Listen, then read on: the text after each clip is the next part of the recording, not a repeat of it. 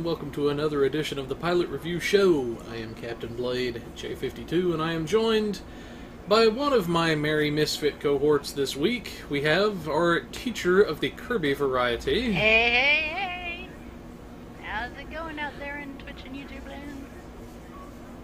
And it's about that time of the year. We're in full con preparation mode and everything. Yeah. Whatnot, Kirby and her husband actually leave tomorrow to head to the con, as well as some of our other crew that'll be there. Whatnot, sadly, I will not be there this year, but due to unforeseen circumstances at the last minute. But big thing is as well. Get him out there next year. Oh yeah, I should, if all goes according to plan, be out there next year and everything. But like I say, personal reasons prevented me from this year. We've got to pop his con cherry. And she would go there. But speaking of cons, very big announcement I did want to put out there is due to con coverage, so we can actually get you guys different coverage, or coverage from the different events, I should say. We're not going to be having a regular pilot review episode next week. So yes. We will, however, be live streaming. I will be live streaming directly from the con floor. We'll be doing interviews. We'll be doing panels where basically I'll be recording certain panels that we choose to go to and get that up on YouTube as well, on the Pilot Reviews YouTube. So stay tuned. Follow us on Twitter for live tweeting of panels and the convention. It's going to be a busy week for me. Indeed. But yeah, so that is one thing we did want to put out there and go ahead and let people know, so people don't freak out and think, where's the episode next week? But so, anyways, quite a bit of fun stuff coming with the con. But anyways, speaking of our regular episodes, let's go ahead and dive into our articles this week. We did have a pretty big announcement this week we'll get to in just a moment. But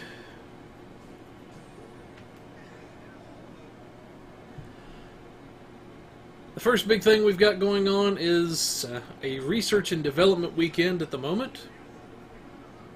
And everything from Thursday, July the 26th until Monday, July the 30th, words hard. We have a research and development weekend where basically everything rewards twice the amount of stuff as normal. Well, a little bit more than normal, I should say. Crack open an R&D box, you get another little box for some extra stuff. Let you build up quite a bit of things. But in addition to that, you also get additional research and development XP towards a school of your choice. Everything, depending on which one you're leveling up and everything. But yeah, comments from the Kirby. Yeah, so the big thing, if you're leveling up your crafting, especially on those new Jem'Hadar recruits that you've started recently, PC people, then you're going to get time and a half on your research projects. So instead of 6,000, you'll get 9,000 per project. Goes a long way. Oh yeah.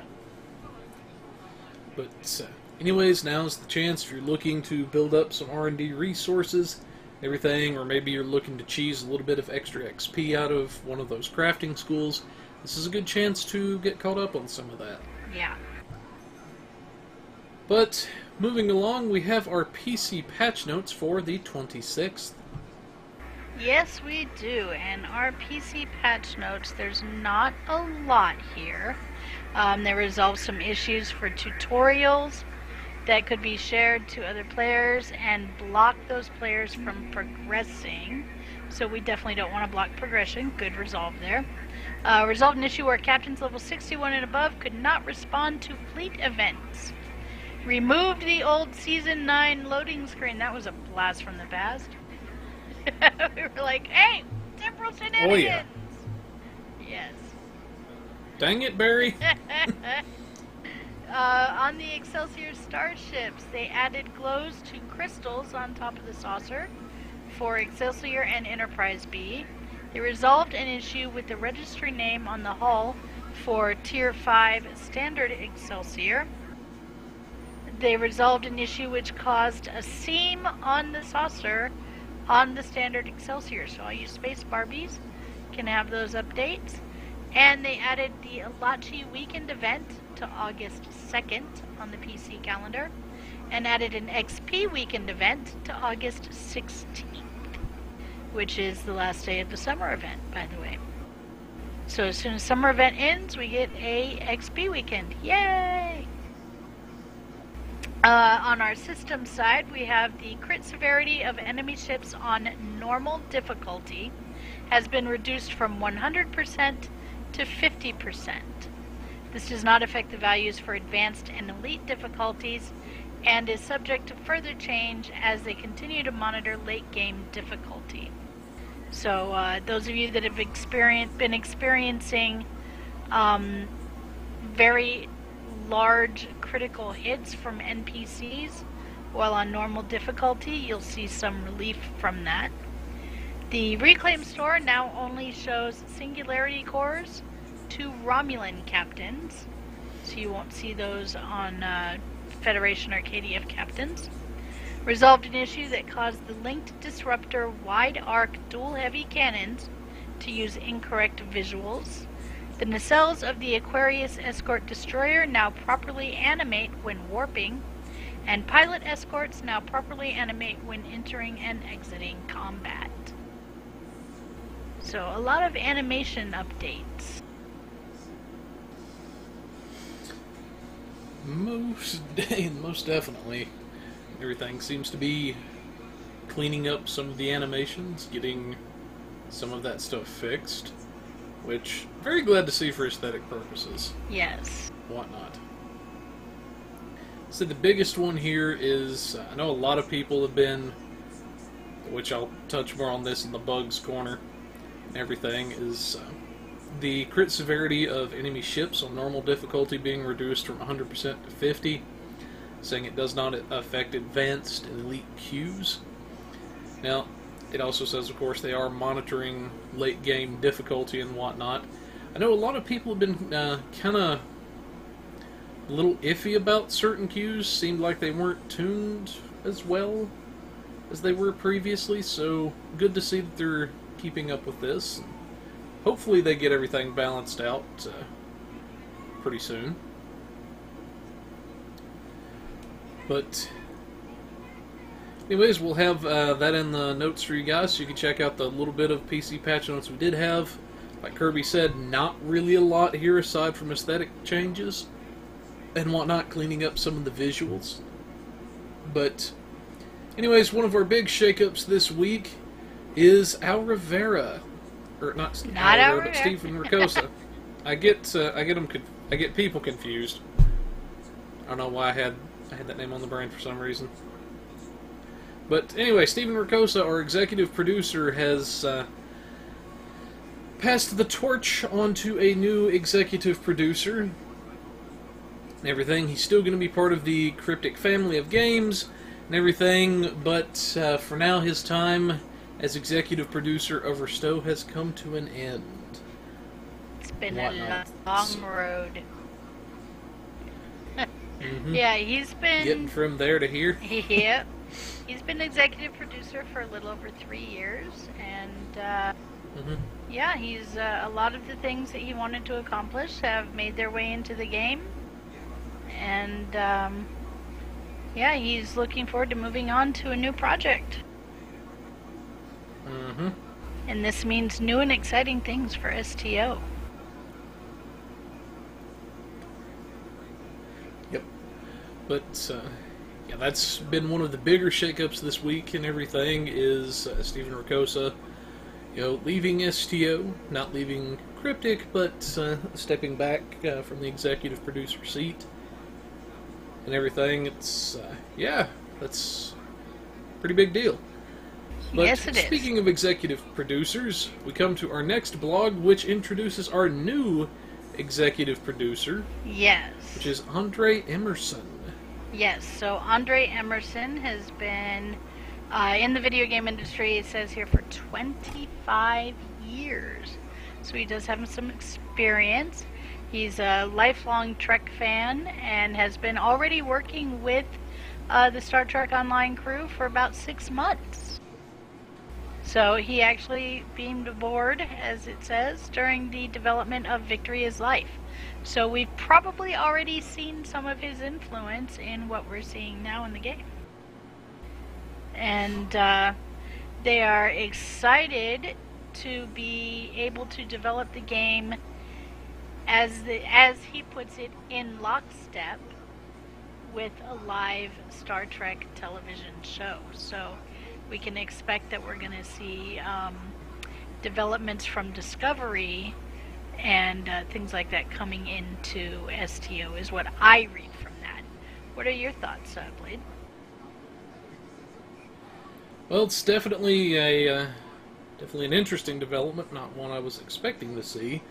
But I did do a little Google foo and everything prior to the show and whenever this was first announced and everything, to see if I could see some of the games he had worked on. And assuming that my Google foo is accurate, he actually worked on one of my all-time favorite games from years and years ago, which is Army Men Sarge's Heroes. Oh.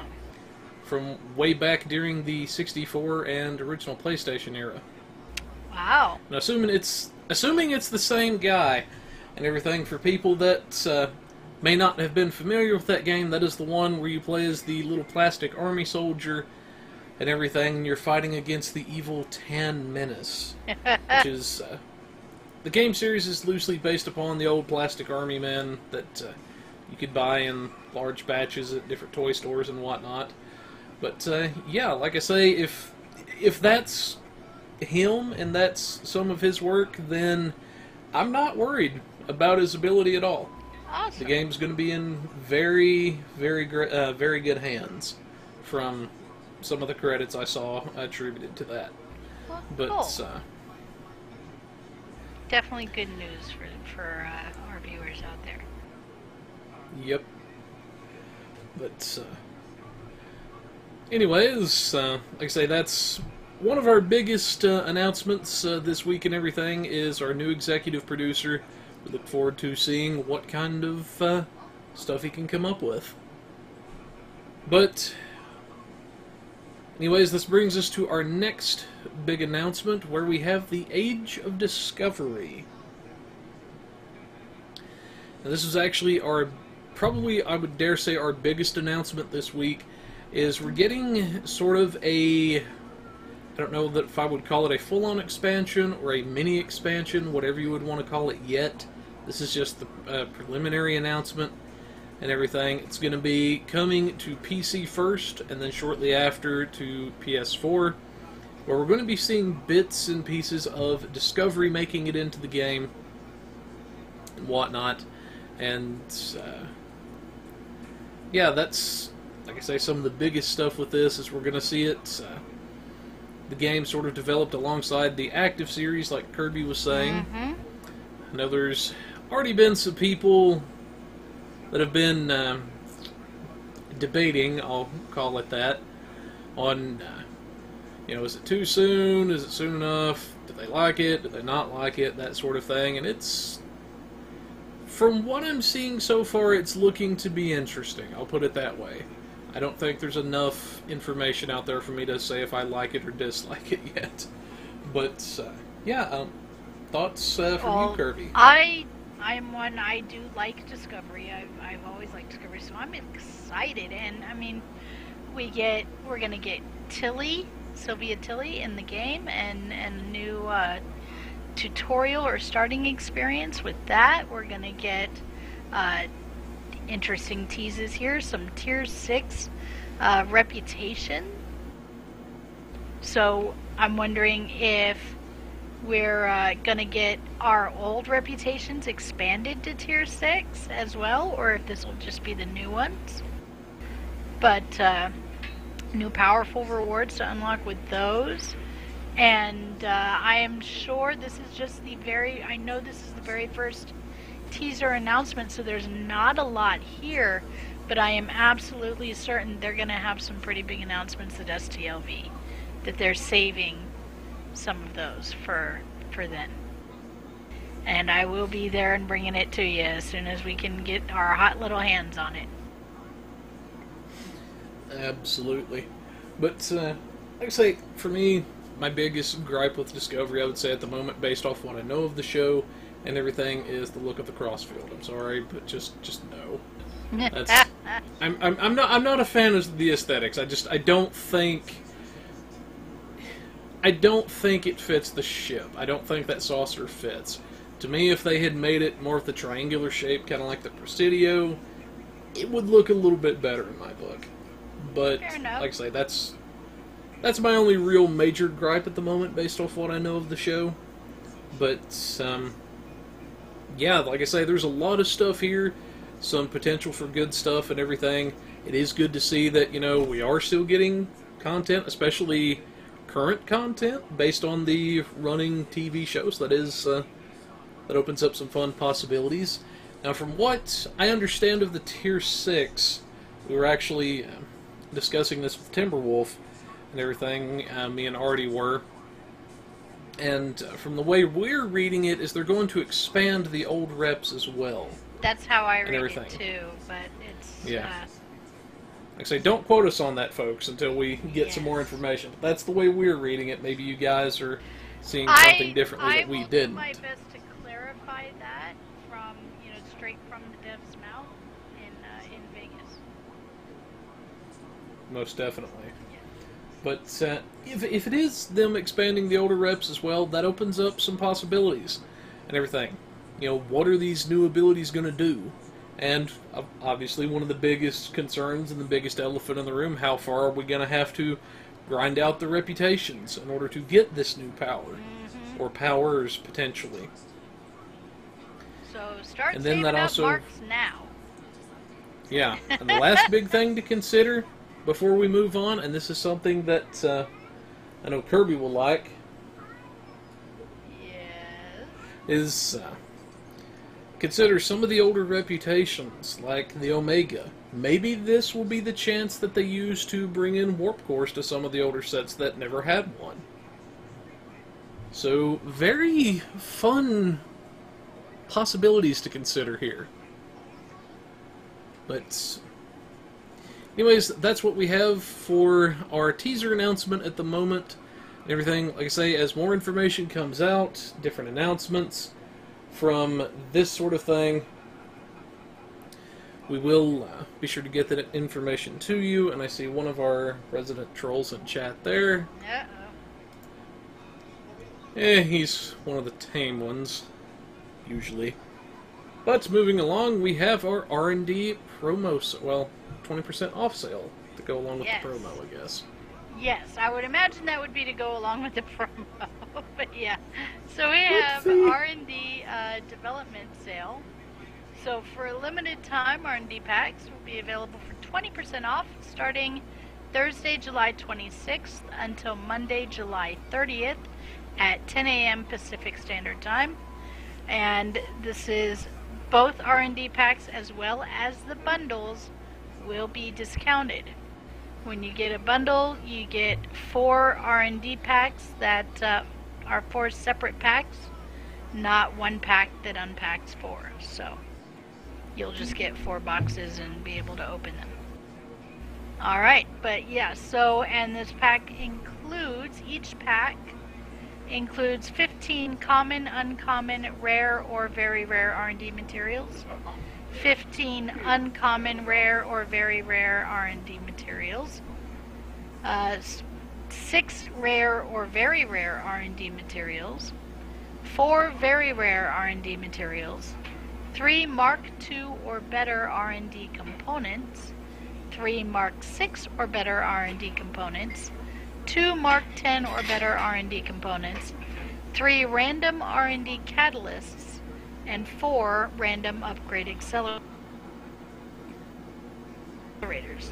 So quite a lot of stuff for only 240 Zen per pack, and currently, because of the promo going on, you do have the chance of getting one of the Infinity ships from the promo.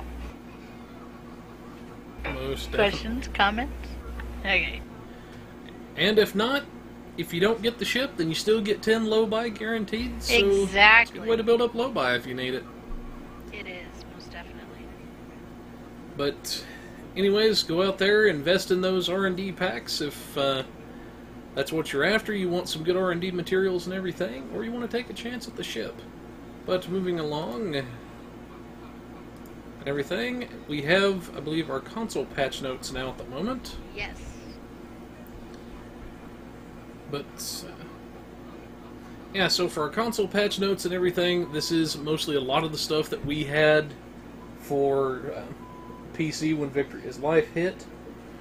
But you guys on console have been able to make your Jem'Hadar captains now. Everything, they're going to start at level 60. After choosing a faction, you can fly most of your chosen faction ships. So if you choose a Federation character, you'll be able to fly iconic ships like the Galaxy class, the Odyssey, and a few other ships like that. If you choose the Klingons, you'll be able to fly ships such as the Negvar, the Bortiscu, and similar types of ships. Got your recruitment event, which is going to be running from July the 24th until August the 28th. This is the same recruitment event that we had on PC and everything. Once you complete the Turn the Tide episode, you'll receive a transponder that explains the tasks and some of the rewards you're going to get. Now we should mention that if you do not receive the transponder, you are not considered a Delta recruit. Gamma recruit. So as long as you or Gamma recruit rather. Keep wanting to say Delta. I know. Same general principle. But anyways, as long as you have the little transponder, you can always go back and complete the rewards even after the event itself has ended. It only requires you to have created the character during the event and picked up the transponder to be considered a recruit. Then we've got the Gamma Quadrant episode arc, everything that stopped just one episode short of home at the moment. Then we've got the Gamma Quadrant Battle Zone, the Swarm Space Queue, the Gamma Task Force Rep, the level increase, Cardassians, the new DS9. You guys have the loading page. You guys got some new stuff in the Phoenix box and everything. And like I said, there's quite a bit here. I'm skimming a good bit. Now it does make in the notes the exceptions to the ships that you guys won't be able to fly and everything, as well as for Romulan captains. But let's see, where is yeah, like I said, quite a bit of stuff here. You guys have the summer event, which says resolved an issue with gaps in the geometry of the summer ship Vorgon cruiser Dreadnought. Everything. So yeah, like I say, y'all have got quite a bit of stuff here to get through. Thoughts from you, Kirby? Pretty much as you said, it's almost verbatim what PC got when Victory is Life dropped, with maybe a few console-specific issues that were resolved from previous things. But yeah, and definitely just remember, I definitely recommend making a Gamma recruit during the event, and just complete that, at the very least, complete Turn the Tide, and get that transponder so that you can access those rewards later if you need to.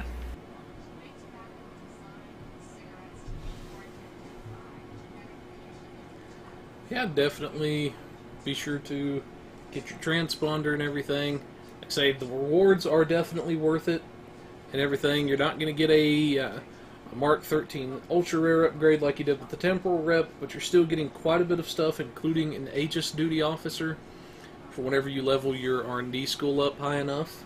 So that is... Plus a lot of marks, a lot of fleet dilithium, which will help your fleet progress and help you to get fleet credits quite easily from spending all of that. And yeah, it's really a lot of good benefits, not to mention things you unlock for your entire account. Yep. But anyways, we will have this in the notes for you guys. Like I say, because of how much stuff is actually here, I would advise you guys to check it out and everything. Kind of plan out a course of action, if you will. But anyways, moving along, for our console, we have a 15% key sale. The key sale. Alright, would help if I can get the right thing open. Yes, it would. Yes, it would. Okay, so we have a 15% key sale for consoles. So remember the 74th rule of acquisition, knowledge equals profit. Any wise captain knows that when a sale this good comes your way, it's best to take advantage of it. So 15% off keys from July 24th till July 31st at 10 a.m. So grab your keys, open those lock boxes, and have some fun. Remember, a wise man Most can definitely. hear profit in the wind. I don't do a good Ferengi, do I? We're not as practiced in our Ferengi Yes. as our friend Creo is. Yes. But anyways, that's what we have for articles and everything. Like I say, some pretty major announcements, some pretty big shakeups as far as the game has gone this week and everything. Once we know some more on some of those things, especially the new Age of Discovery and everything, we'll be sure to get that to you guys. We're going to try to get as much information as we can at the con and through chatting with the devs and so on. But anyways, that's what we have for our articles this evening. Now moving on to... Join the server. Oh god, that did not just go out Did that? live. Oh no. User joined your channel. You didn't. Yes, it did. Oh my goodness. Well, that's gonna have to get bleeped in the... Oopsie. Well, we have a resident Timberwolf with us. It sounds like someone didn't take their phonetics off. Yep. No, I did not. Not. And yours just went out live. Oh. At least they know hashtag no drama. That's what they're gonna get out of that. That's what they're gonna get out of that. Whose fault is it the phonetics are still on? Okay, I admit it, I There you screwed go. up. Alright. So, yeah, that's gonna get bleeped in the, the local version. Yes. But, So how you doing, Timber? so, Oh, Just pretty finished good. talking about the 15% key sale on consoles. Oh, they're doing And we're pretty just moving on to the budget build, which Darkblade was going to link for us. Yeah. yeah, I'm for, screwing, I broke him. You broke him. You broke the blade. yeah. Normally I remember to turn this stuff off, folks, for very good reason, as some of you just heard. Yeah. And some of you will not hear because it's going to be bleeped in the upload. Yes. But, But yeah, anyway. fun stuff. Okay. So, anyways, that should be the link Yes, to our thank current you. budget build. yes, it was. But, anyways, for our budget build and everything this week, this actually comes at the request of a viewer out there and everything who wanted to see a Cardassian flight deck cruiser. Everything, since a particular budget wasn't exactly specified. Everything, we actually went with a 1-key budget for this, just to mix things up and everything. Now, for our 1-key budgets, we assume the same rules as our bare bones budgets apply. And everything for this, except for a minor variation. We assume, in the case of a 1-key budget, that somehow the user's gotten a hold of a lockbox key. Either they've saved up a bunch of Zen and bought a key, or somebody gave them a key. Some way or another, they got a hold of a key and they sold it, and that's what they're using to finance their build in terms of EC goes. Now, for this particular build, at the time of filming this, the going rate of the keys was 4.3 million. So it's a decent chunk of VC to get going and whatnot.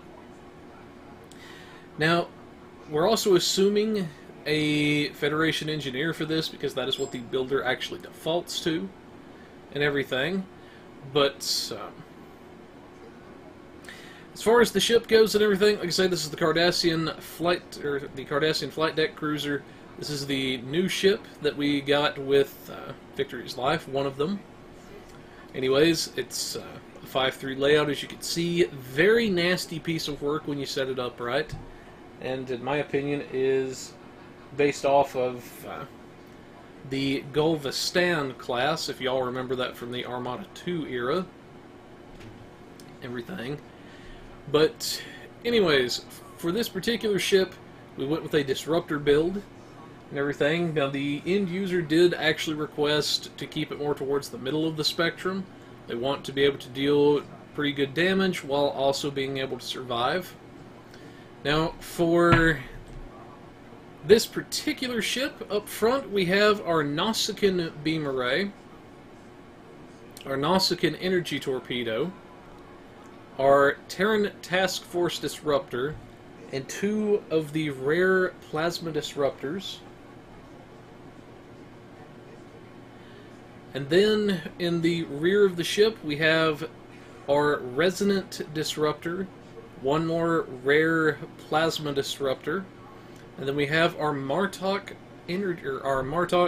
Omni-Beam, and that's what we have for our weapons on the ship. Now, the plasma disruptors, we should mention, are a hybrid of disruptor and plasma. They are based in disruptor damage, but they also carry the plasma proc in addition to the standard disruptor. So they are a nasty little piece of work whenever you level them up. Now, for our shields, our engines, our deflector, and our warp core, we went with a good set to kind of round out survival, give some nice bonuses here. We have the Soul Defense set, which actually comes from the Midnight Mission. And what makes this set so potent is actually the 2-set and 3-set bonuses that you can pick up. Now, for this particular set and everything, the 2-set bonus will give you the free equivalent of a Neutronium Alloys armor worth of damage resistance just by having 2 items equipped on the ship, so you basically get the benefit of a Neutronium armor without actually having to slot a Neutronium.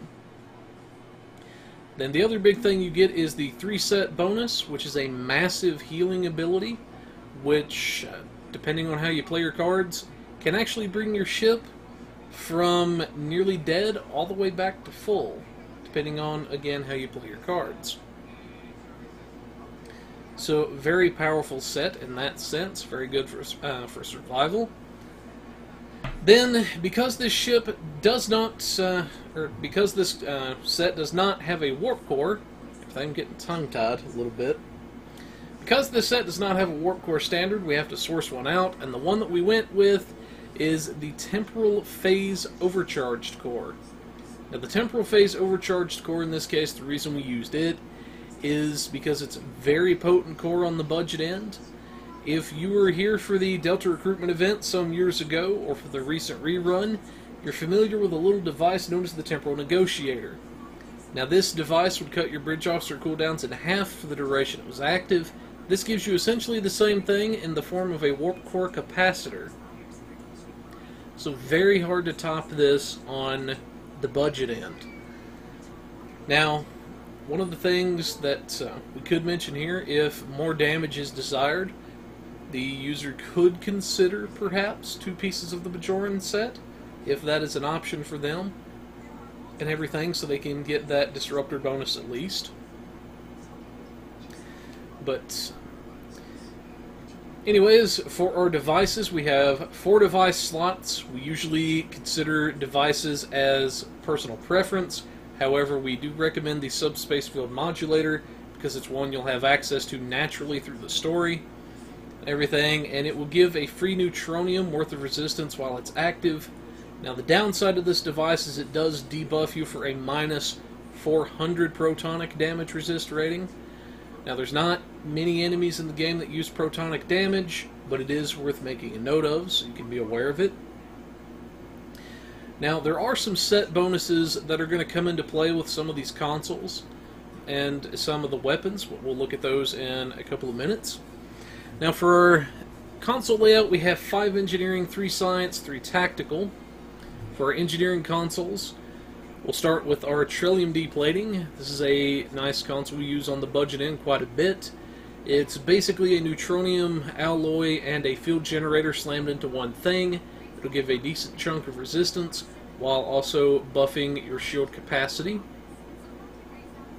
We have the Martok defensive configuration, which is basically an RCS and a field generator slammed into one thing, so it gives some nice benefits there. Then we have our simulated module from the Omega Rep, which is going to give a nice chunk of critical chance and severity, along with a little bit of Control X.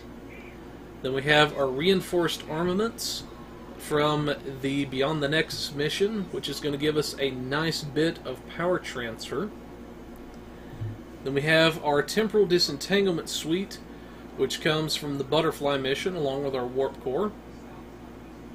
Now, this particular console is going to give you a critical chance, a critical severity buff based on your auxiliary power. It's also going to give a nice chunk of shield capacity as well as a little bit of shield damage resistance. So an all-around good console. Then we have our Nausicaan siphon capacitor, which rounds out our Nausicaan set and everything. That's going to give us all 3 pieces to that. This is basically going to act as a 4th disruptor tactical console in a sense. Then we have our 0-point energy conduit, which also comes from the Romulan reputation. This is going to give a decent little chunk of critical chance for the ship. Then for our tactical consoles, we have the Harmonic Resonance Relay, which comes from the Blood of the Ancients mission. This is going to give us our 2 set for the resonant disruptors. And then we have 2 of our disruptor induction coils, which are our standard disruptor tactical consoles, which come from the Echoes of Light mission. Now some of these set bonuses that I did want to touch on, we'll go ahead and take a look at those in game really quickly so people can see this. Now, one of the big things you're going to have is access to the 2-piece of the Martok set. This is going to give 2.5% critical chance for free and a little bit of accuracy rating, which is going to offset that accuracy penalty to things such as Thaw and Scatter Volley.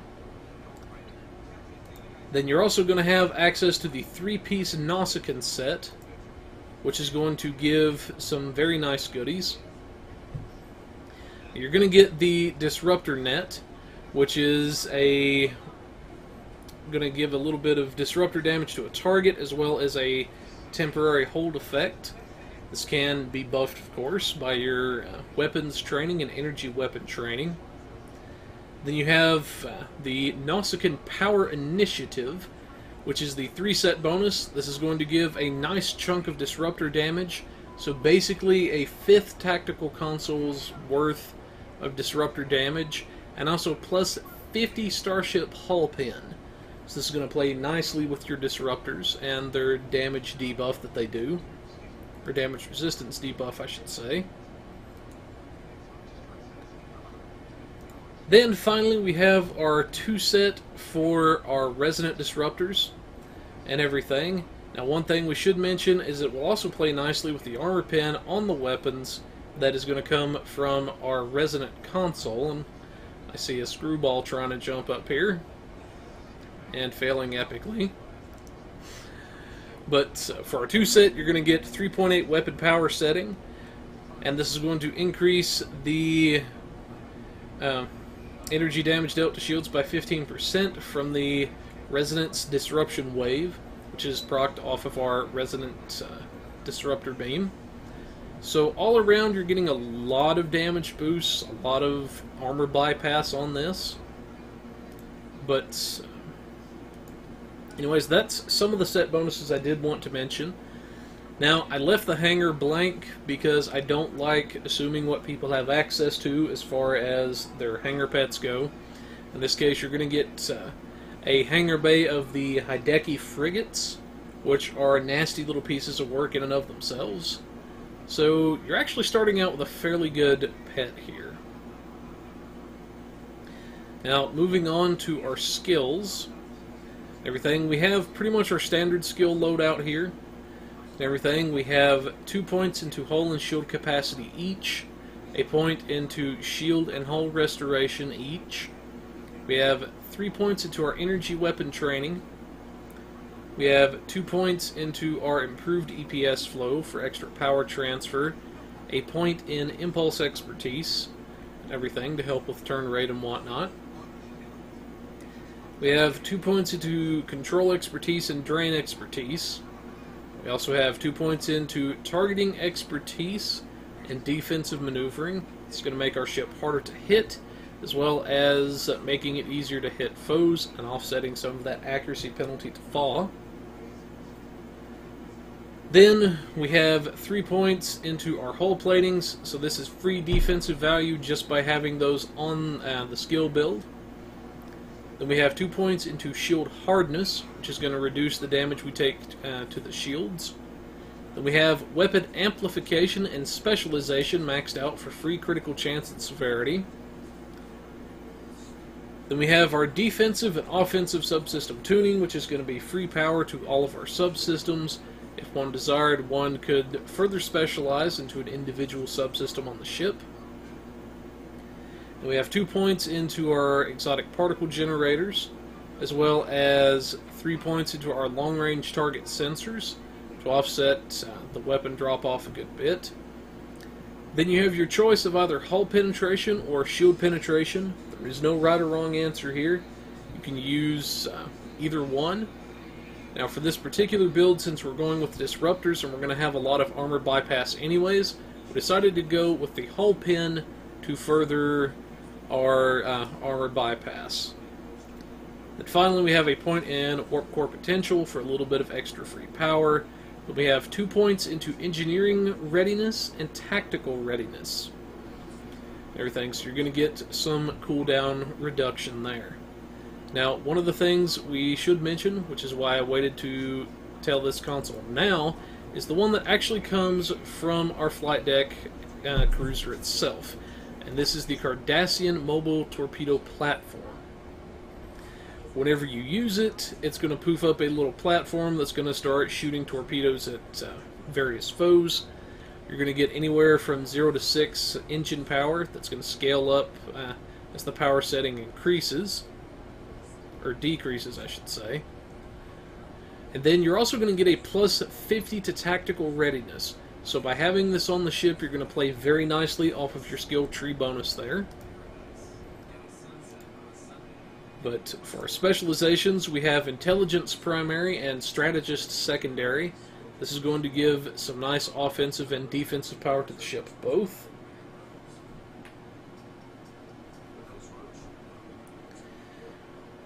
Then, for our traits and everything, take a quick look at those. For our traits, we have our Beam Barrage, R&D trait, and then Beam Training, which is going to give free beam damage. Now, for our Beam Barrage, we always like to assume that as the character has been leveled up, they've leveled at least one R&D crafting school. In this case, we've assumed beams is what we're going to level, since that's going to be our main weapon type. We have Elusive for free defensive value. That's going to make our ship harder to hit. We have Fleet Coordinator for free damage based on team size. A minimum of 2% up to a maximum of 10%. Then we have our career specific of our Grace Under Fire. This is because the builder actually defaults to engineers. If you're not an engineer but you would like to use this build anyway, swap in your own career specific trait and you'll be perfectly fine. Next thing we have is Point Blank Shot from the House Peg mission. This is going to increase our energy weapon damage the closer we are to a target, up to a certain maximum. Then we have the Nanite Repair Matrix. which is a nice little whole heal and everything from the Midnight mission. Then we have Operative for a little bit of free critical chance and severity. Then we have Accurate, which is going to further offset that fall penalty. Then for our Starship traits, this is one where we actually managed to use all 4 slots. And we have the trait that actually comes with the ship, which is Calm Before the Storm, which can give some nice damaging effects, such as Firing Cycle Haste and Ability Recharge. Always very nice to have. Then we have the Best Defense from, again, the House Peg mission. This grants a whole healing effect to our attack patterns, along with the normal effects. Then we have our predictive algorithms from our intel tree.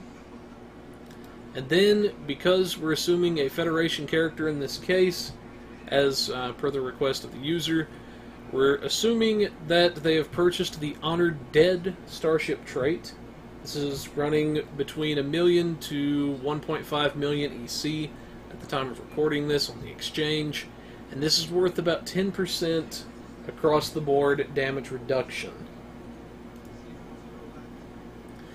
For our space reputations, we have the Advanced Target Systems for free severity, the Precision for free critical hit chance, then we have our Aux Power Offensive for an accuracy and damage boost based on your Aux Power, and then finally we have a straight up static Category 2 damage bonus of 5% and the Magnified Firepower from our Gamma Reputation.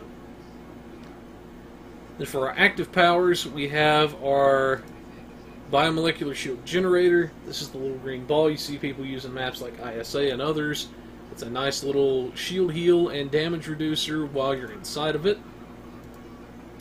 We have our Deploy Sensor Interference Platform. This is a nice little oh crap I'm gonna die button. If you need to duck back and heal for a minute, or you just want the enemies not attacking you for a minute, then you can poof this little thing up, and it will taunt enemies to itself until it's either destroyed or its duration timer runs out, whichever of those two things happens first. Then, finally, we have our Anti-Time Entanglement Singularity. This is a nice little AoE kick in the pants to enemies that deals physical damage, as well as slowing them down for the duration it's active. Then we have our Quantum Singularity Manipulation. This increases our science stats by plus 100 for the duration it's active, as well as giving a temporary cloaking effect to the ships, or to the ship I should say, and it does not disable your shields. Now, to get more bang for your buck, pop any exotic buffs you may have first, follow up with your Quantum Singularity Manipulation, then fire off your Anti-Time, and you'll get a lot more bang for your buck that way. Now let's go to our bridge officers and everything. For our Lieutenant Commander Tactical and everything, we have our Tactical Team 1, our Attack Pattern Beta 1, our Fire at Will 3. This is going to allow us to smack anything within range with a beam, as well as debuffing the foes, and giving us some purging of tactical debuffs and redirection of our shields. In the Ensign Universal / Intel, we gave this a Torpedo Spread 1 to take advantage of our Energy Torp. And for our final 3 seats, we have a Commander Engineering / Intel, Lieutenant Commander Engineering, and a Lieutenant Science. Now for our Lieutenant Science, we gave a Science Team 1, which is going to recharge our shields a good bit, as well as also purging certain pesky science debuffs like a subnucleonic based effect. And we have our Hazard Emitters, which is going to purge certain damage over time effects like the Borg Plasma Fire, as well as giving nice health back at the same time. For our Lieutenant Commander Engineering, we have our Emergency Power to Engines 1. This is going to give a nice little bit of speed to the ship whenever we need it, as well as power to our engines. Then we have our Reverse Shield Polarity 1. This is going to let us recharge our shields in a pinch off of incoming damage. Then we also have our Emergency Power to Weapons 3. which is going to give a nice damage boost to our weapons as well as increase weapon power for the duration. Then on our Commander Engineering / Intel, this is where we took advantage of our Intel powers. You can see we have 2 of them. We have, first and foremost, our Engineering Team 1. This is going to repair our hull a good bit, as well as purging certain debuffs, like the viral matrix that the Iconians like to throw out there, or the Romulans. Then we have our Emit Unstable Warp Bubble 1. It actually says rank 2 in the builder, but it's actually a rank 1 power within the game. So it is something to be aware of. And what is so good about Warp Bubble is it's a 4-kilometer range, and it debuffs all enemies that are caught within it for their damage, their turn rate, and it slows them down a good bit. And can be stacked with other such powers for even greater tomfoolery. Then for our first Intel power we have Override Subsystem Safeties 3. This allows us to access that overcapped power that we otherwise normally would not have access to, and is a nice little damage booster to boot because of that. Then for our last Intel power we have Surgical Strikes 3. This allows the ship to alternate between a single target type of attack and a AoE type of attack and everything, and it can be very, very nasty.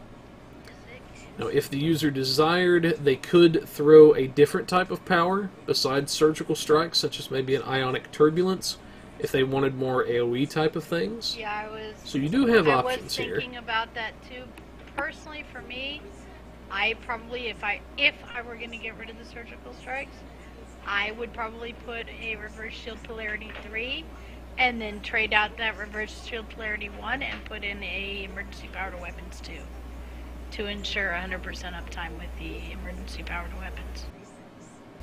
That would be so another 3 emergency power abilities. Yeah. Could work, I guess. It can, because you only need the engines under certain circumstances, and you can still have the emergency power to weapons up 100% of the time. That's true. Yeah. But, yeah, like I say, you've got a lot of flexibility with this ship and everything as far as some of the powers you can slot. Now, it does kind of suck that you only have the one universal type of seat and everything, but considering it's an Intel ship and everything, and that even the ensign seat is a Intel seat, that's a lot of flexibility that you've got there compared to what some other ships might actually have. But as far as our overall cost went, we were working with a budget of 4.3 million EC. And as far as EC spent, we only spent the 1.5 million for our copy of Honored Dead. You're looking at about 45,000 dilithium total to build the ship. That gets you your assimilated modules, your 0-point conduit, and your Terran disruptor. And you're looking at about 6 days total build time for this particular vessel. So, not that long, I don't think, for a bare bones type of build. Yeah, not long at all.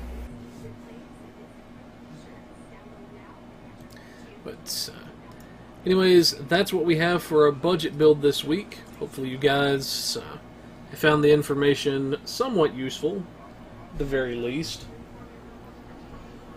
But, anyways, coming up on the Bugs Corner, one of the things that I did mention we were going to discuss very briefly earlier, and good lord, what is going on here with these screwballs.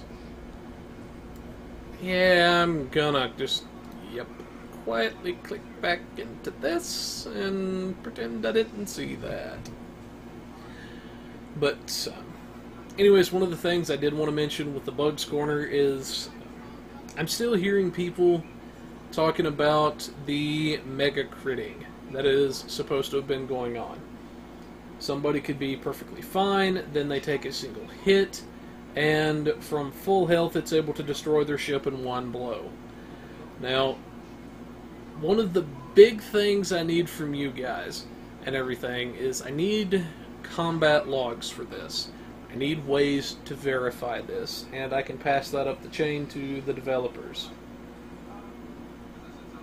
So you heard it here. Get those parsers going. Catch those mega crits on the combat log where we can see exactly what's happening and what's going down, and the developers can figure out what's going down and how to fix it. Yep. The biggest things that we've got to look at is, and this is something as to why I've not been able to turn it in as of late, is because I've not had the numbers. I've not been able to to track it down like some of you guys have.